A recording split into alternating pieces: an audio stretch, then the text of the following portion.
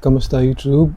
Welcome back to Sneaker Stories, and for today's catch-up, we'll be talking about the Asics Gel Nimbus 10.1 in the cream and pure silver colorway.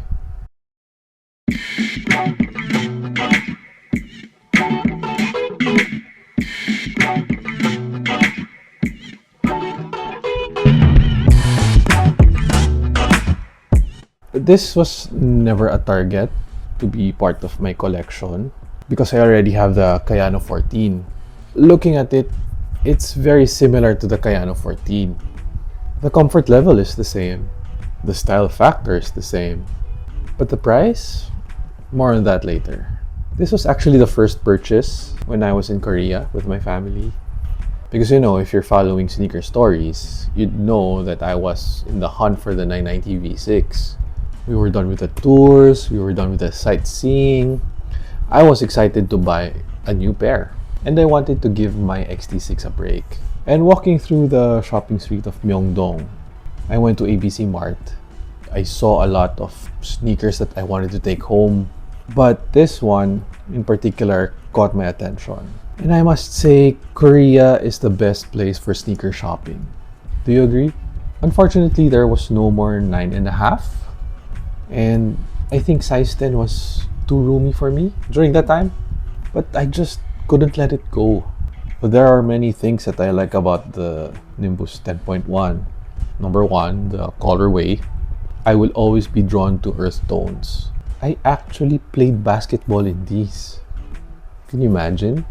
While we were in Auckland, New Zealand, I didn't want to buy a new pair of basketball shoes because I know when I go back to Manila, I won't be able to use them. I had to use what I have. And surprisingly, it held up for 5 pickup games. Although I went home with a dead toe, but it's not the sneakers' fault. I am not suggesting this to wear on the basketball court. Aside from that, I even use this for boxing. Talk about an all-around shoe. Number 3, this is very comfy and stylish. Number 4, there's no hype around them. It's more like if I want it, go buy it, wear it. I don't care what the other people may think. And number 5, I love how easily available these are. There's no gatekeeping on the Nimbus 10.1. I tell you, it's a great alternative to the Kayano 14. Well, can I say something negative about this one? Aside from it looking very similar to the Kayano 14, there's nothing bad about this one. When I bought this last December 2025 in Korea, this was 189,000 won, which is around 7,600 pesos during that time. But if you're viewing this August 2026, it's still priced at 189,000. But the conversion right now, it's around 8,400 pesos. But the good thing about it, if you buy it in Korea, you can get an instant 5% tax refund. Just bring your passport with you all the time. But if you're buying this in the Philippines, it's gonna cost you around 11,000 pesos.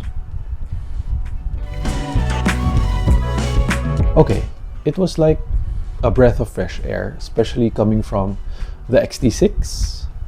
Not hating on the Salomon XT6, but you know what I mean.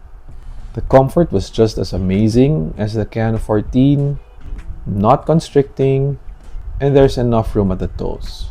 I was supposed to get a 9.5 instead of a 10, and because the size 10 I think was a little roomy for me, but eventually it was perfect all along.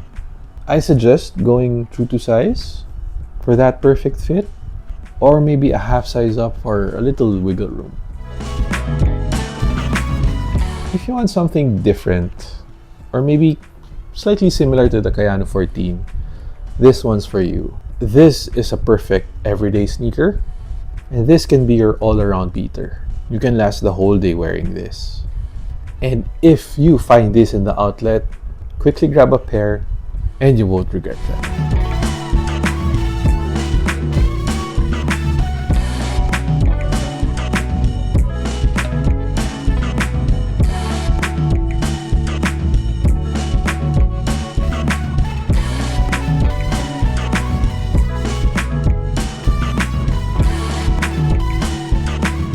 Thanks for watching, and I'll see you on the next.